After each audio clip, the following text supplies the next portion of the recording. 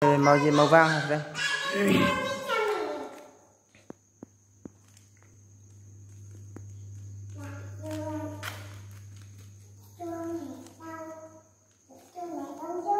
Chờ quay chờ mới tạ xong.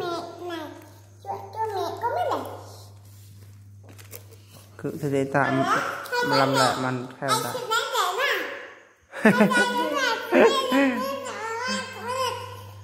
Không thể trốn.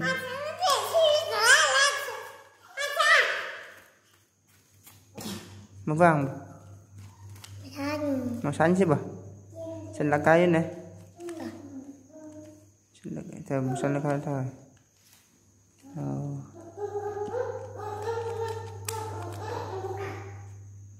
Nâng lên.